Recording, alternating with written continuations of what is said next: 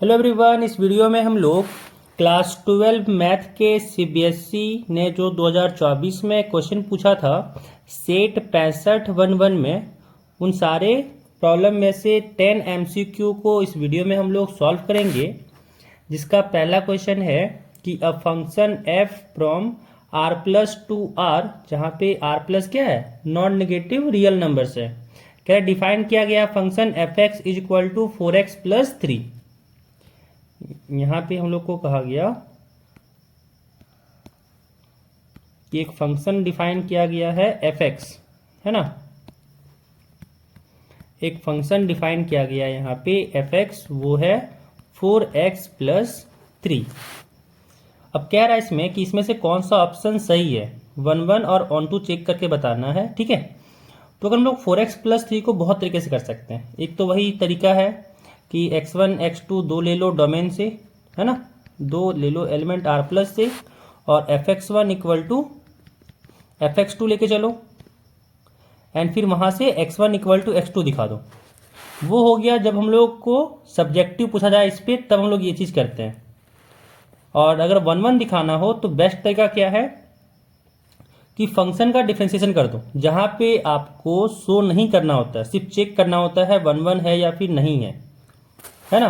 तो उसके लिए क्या करना होता है, सिंपल सा क्या करो, जो फंक्शन दिया हुआ है यहाँ पे f x is equal to 4x plus 3, इसको डिफ्रेंशिएट कर दो। तो यहाँ से एफ प्राइम एक्स क्या आ गया, यहाँ पे अगर देखें तो एफ प्राइम एक्स आ गया 4, यानी ग्रेटर देन 0, और ग्रेटर देन 0 आ गया। तो अगर यहाँ पे डिफ्रेंशिएशन ग्रेटर देन 0 रहता है ना, तो वैसे फंक्शन स्ट्रिक्टली इंक्रीजिंग होते हैं, ठीक है। और कोई फंक्शन अगर स्ट्रिक्टली इंक्रीजिंग या फिर स्ट्रिक्टली डिक्रीजिंग है तो वो ऑलवेज 1 होगा। कोई भी फंक्शन अगर differentiation dy by D x greater than 0 आ रहा है तो यहाँ पे हो जाएगा स्ट्रिक्टली इंक्रीजिंग, एंड अगर dy by D x less than 0 आया तो इस केस में होता है स्ट्रिक्टली डिक्रीजिंग। तो अगर इन दोनों केस में भी लेकर चलें तो फंक्शन ऑलवेज 1 होगा, फंक्शन इज ऑलवेज 1, इतना ध्यान में रखना है, ठीक है। तो जब हम लोग को यहाँ पे चेक करना होता है बस कि 1 है कि नहीं है, तो बेस्ट वे होता है कि हम लोग डिफ्रेंशिएट कर दें उस फंक्शन को, और वहाँ पे हम लोग निकाल लें कि x का मतलब डिफ्रेंशिएशन का वैल्यू क्या हो रहा है। तो यहाँ पे अगर देख सकते हैं कि पॉजिटिव आया, यानी कह सकते हैं यहाँ पे क्या होगा, f इज ऑलवेज 1, क्योंकि ये स्ट्रिक्टली इंक्रीजिंग फंक्शन है। तो यहाँ से f तो 1 हो गया। अब चेक करना है कि ये ऑन टू है या फिर नहीं है।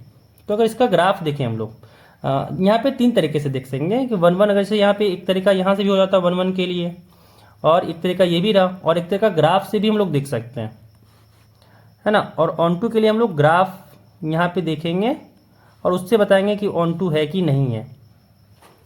अब यहाँ पे अगर देखें तो डोमेन आर प्लस से स्टार्ट हुआ और 4x प्लस 3 का यहाँ पे ग्राफ ड्रॉ करना है, यानी x इक्वल टू 0 लिए, तो अगर इसको y मान लें कि y इज इक्वल टू है यहाँ पे 4x प्लस 3, तो x 0 लिए तो y 3 होगा, एंड इसका ग्राफ कुछ यहाँ पे ऐसे x का वैल्यू बढ़ाते जाए, तो यहाँ पे हम लोग का x का वैल्यू बढ़ते ही यहाँ पे y का भी वैल्यू बढ़ेगा, यानी यहाँ पे कुछ ग्राफ ऐसे है ना। अगर हम लोग इसको दूसरे डिफरेंट कलर से बनाएं तो कह सकते हैं कि ग्राफ हम लोग का कुछ ऐसे यहाँ पे इंक्रीज कर रहा है, यहाँ से स्टार्ट हुआ और यहाँ से इंक्रीज करते जा रहा है, ठीक है। एंड यहाँ पे ओपन है, ध्यान रखना है यहाँ पे ओपन है, क्योंकि यहाँ पे r प्लस ले रहे हैं ना, तो r तो 0 है, मतलब डोमेन में 0 तो है ही नहीं, तो यहाँ पे ओपन है और आगे वो इंक्रीज कर रहा है ग्राफ। अब अगर इस तरह ग्राफ को देखें तो यहाँ पे हम लोग को जो फंक्शन वैल्यू ले रहा है वो y का वैल्यू यहाँ पे रेंज क्या हो रहा है, y का वैल्यू यहाँ पे ग्रेटर देन 3 हो रहा है।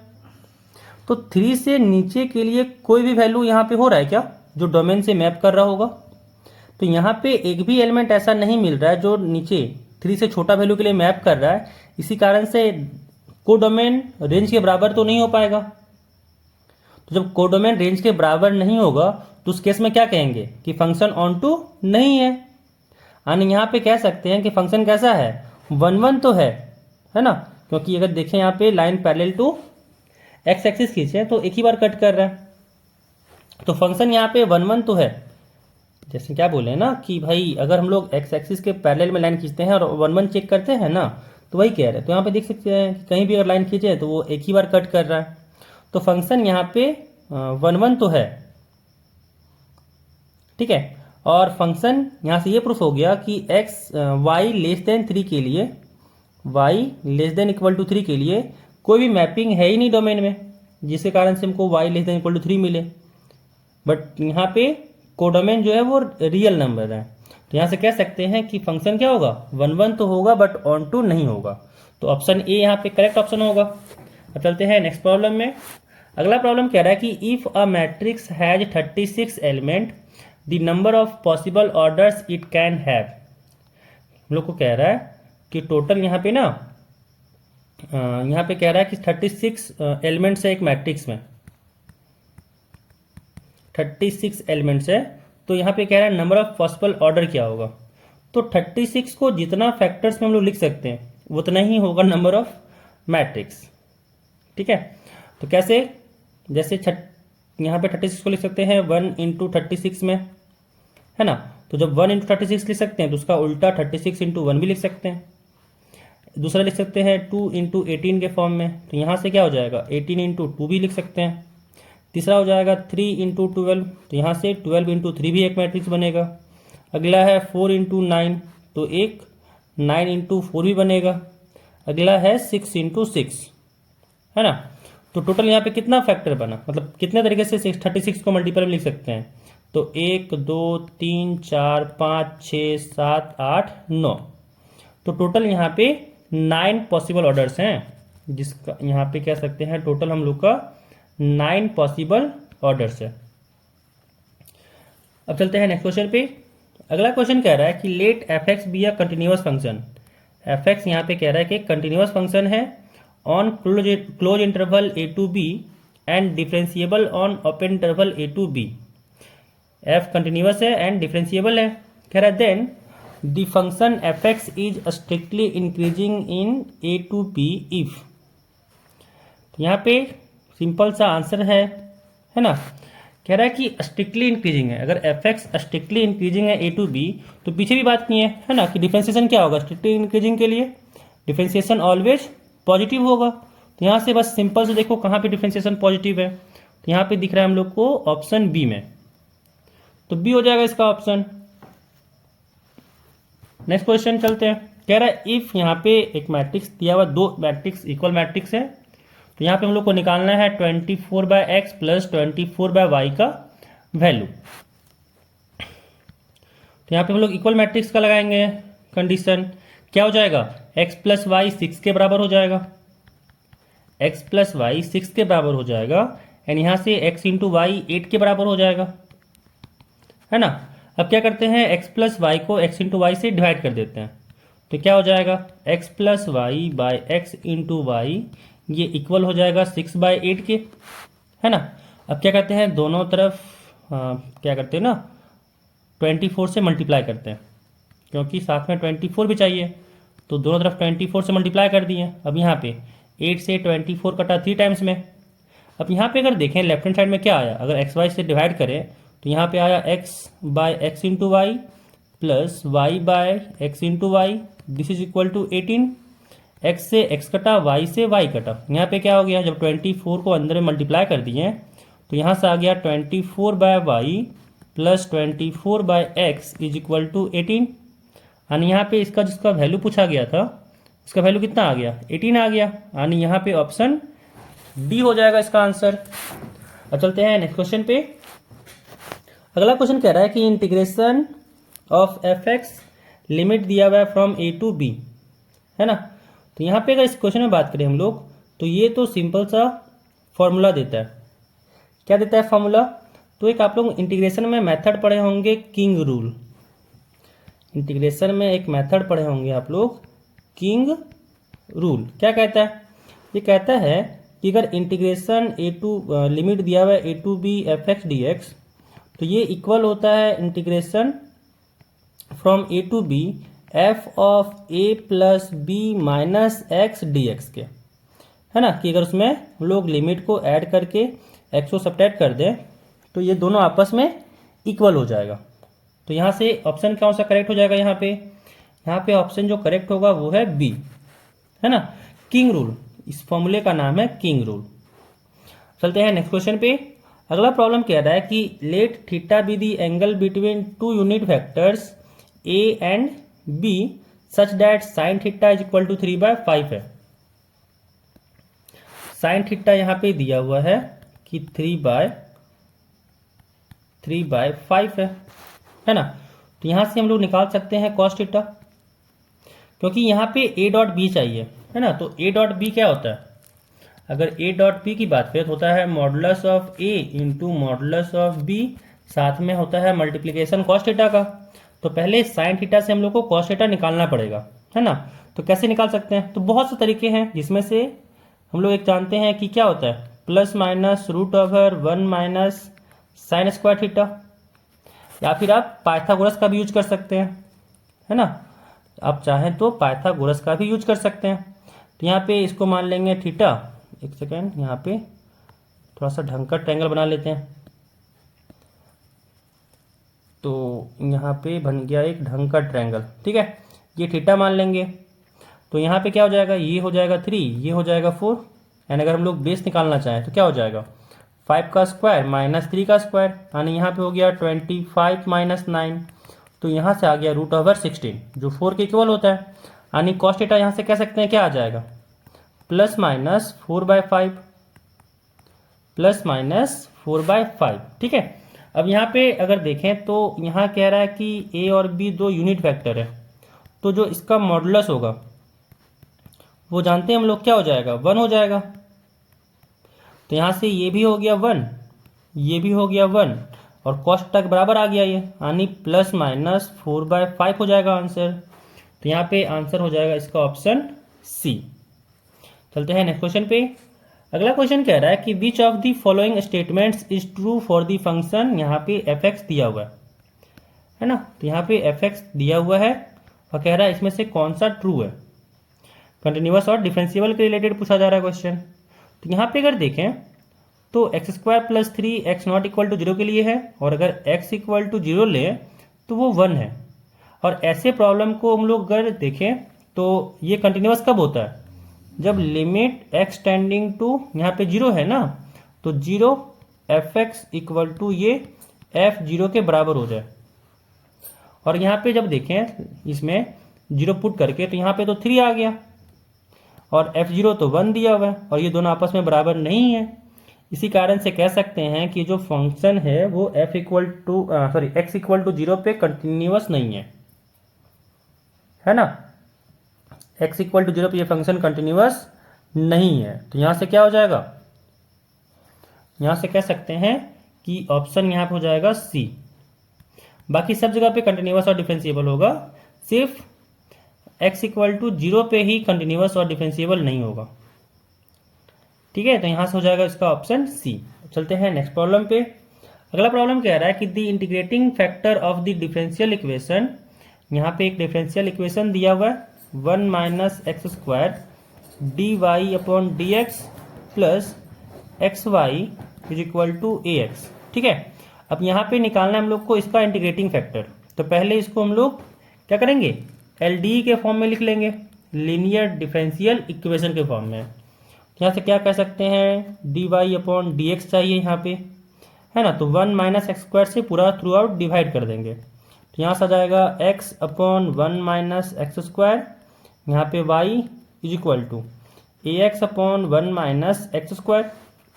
अब यहाँ पे इंटीग्रेटिंग फैक्टर क्या होता है, इंटीग्रेटिंग फैक्टर हो जाता था e⁻ integration of p dx, है ना।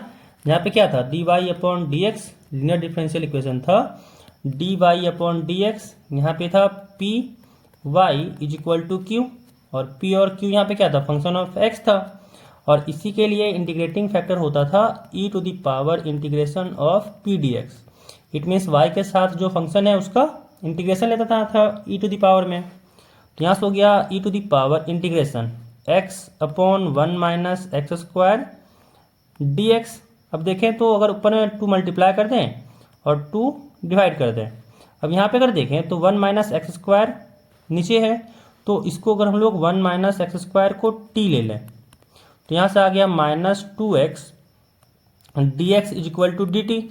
यानी यहाँ पे x D x equal to क्या आ गया, x D x equal to यहाँ पे सॉरी 2x तो ऑलरेडी मान चुके हैं ना, तो 2 को यहाँ पे साथ में लिखेंगे, तो 2x d x equal to हो गया माइनस डी टी, है ना। तो यहाँ से क्या कह सकते हैं कि आ गया e to the power 1/2 and 2x d x यहाँ पे माइनस डी टी हो जाएगा, और माइनस कॉन्स्टेंट है तो बाहर हो जाएगा, और साथ में आ गया integration of D T upon T. अब डी टी अपॉन टी है, इसका इंटीग्रेशन क्या होता है, लॉग टी में, है ना। तो यहाँ से लॉग टी आ गया। अब टी और ई आपस में इंटरचेंज कर जाएगा, तो यहाँ से हो जाएगा T to the power -1/2 log E, और लॉग ई तो 1 होता है, यानी यहाँ पे क्या आ गया, यहाँ पे आ गया टी टू दी पावर -1/2, यानी यहाँ पे क्या आ गया 1/√t। अब टी की जगह पे वापस 1 - x² पुट कर देंगे, यानी यहाँ से आ गया 1/√1 - x²। तो यहाँ से इसका ऑप्शन क्या हो जाएगा, ऑप्शन इसका डी हो जाएगा करेक्ट ऑप्शन। ठीक है, अब चलते हैं नेक्स्ट क्वेश्चन पे। अगला क्वेश्चन कह रहा है कि a linear programming problem deals with the optimisation of a या फिर एन, है ना। तो जिसका नाम में ही इसका छुपा हुआ है, मतलब क्या है, लॉगरिथमिक फंक्शन के लिए या लीनियर फंक्शन के लिए या फिर क्वाड्रेटिक फंक्शन के लिए या फिर एक्सपोनेंशियल फंक्शन के लिए। तो नाम में ही छुपा है क्या है कि लीनियर प्रोग्रामिंग, है ना। तो लीनियर तो छुपा ही है, इसीलिए यहाँ पे क्या हो जाएगा इसका लीनियर फंक्शन के लिए। हम लोग यहाँ पे जो डील करते हैं ना लीनियर प्रोग्रामिंग में, वो लीनियर फंक्शन के लिए डील करते हैं, लीनियर इनइक्वालिटी फंक्शन, है ना। अब अगला प्रॉब्लम यहाँ पे डिटर्मिनेंट का है, कह रहा है इसका डिटर्मिनेंट किसके बराबर होगा।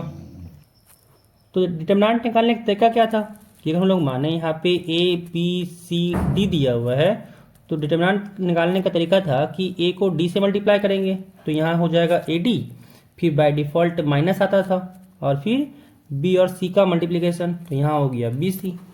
अब इसमें अगर हम लोग अप्लाई करें इसी चीज़ को, तो क्या हो जाएगा x+1 into x² minus x+1, फिर बीच में माइनस, एंड यहाँ हो जाएगा x-1 into x² plus x+1, है ना।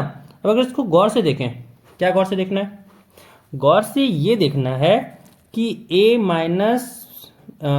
माइनस b³ का क्या देखना है कि a³ माइनस b³ का फॉर्मूला क्या होता था।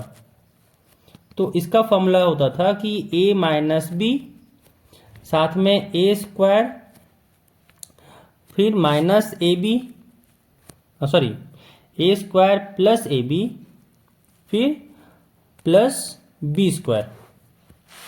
और अगर हम लोग a³ प्लस b³ का फॉर्मूला निकालना चाहें तो होता था a plus b, a² minus a b, फिर प्लस b² होता था। अब अगर इसमें कंपेयर करें, इसको अगर कंपेयर करें हम लोग a³ प्लस b³ से, तो नहीं लग रहा कि a के जगह पे x है और b के जगह पे 1 है। अगर यहाँ पे कंपेयर करें तो नहीं लग रहा कि a के जगह पे x है और b के जगह पे 1 है, यानी यहाँ पे इसके जगह पे हम लोग लिख सकते हैं कि ये तो x³ प्लस 1³ का फॉर्मूला दिया हुआ है ना, फैक्टर दिया हुआ है, फॉर्मूला नहीं फैक्टर, x³ प्लस 1³ का फैक्टर दिया हुआ है, और बीच में माइनस है तो माइनस लगाएंगे। अब यहाँ पे अगर देखें तो अगेन a³ माइनस b³ नहीं लग रहा कि ये इसका फैक्टर है ना, कि एक जगह पे x है, b की जगह पे 1 है, यानी ये फैक्टर दिया हुआ है हम लोग को x³ माइनस 1³ का, है ना। अब यहाँ पे इसको ओपन करें तो क्या हो जाएगा x³ प्लस 1, और यहाँ से हो गया माइनस x³ माइनस माइनस, फिर हो गया प्लस 1, x³ से x³ कटा और यहाँ पे आ गया 2, तो इसका आंसर हो जाएगा ऑप्शन बी 2 हो जाएगा। अब चले नेक्स्ट क्वेश्चन पे। यहाँ पे टोटल 10 क्वेश्चन कंप्लीट होता है। तो अगर आपको ये वीडियो पसंद आया हो तो वीडियो को लाइक कर दें, चैनल को सब्सक्राइब कर लें, है ना। चैनल को सब्सक्राइब जरूर कर लें, क्योंकि मोस्ट ऑफ दी व्यूअर्स क्या करते हैं इस चैनल में कि सब्सक्राइब ही नहीं कर रहे हैं। तो आप लोग से रिक्वेस्ट है कि चैनल को सब्सक्राइब कर लें, ताकि इस तरह के वीडियो को और बना पाएँ, है ना। क्योंकि मोटिवेशन तो आप लोग के सब्सक्राइब और लाइक से ही मिलेगा, अदरवाइज हमें भी लगेगा कि भाई बनाना मेरा वेस्ट हो जा रहा है। तो रिक्वेस्ट है कि चैनल को सब्सक्राइब कर लें एंड वीडियो को लाइक कर दें। और अपने फ्रेंड्स के साथ भी शेयर कर दे वीडियो को, ताकि उन्हें भी ये वीडियो देखने को मिल सके और उनका भी एग्जाम का प्रिपरेशन अच्छे से हो सके। ठीक है, फिर मिलते हैं नेक्स्ट वीडियो में। Thank you.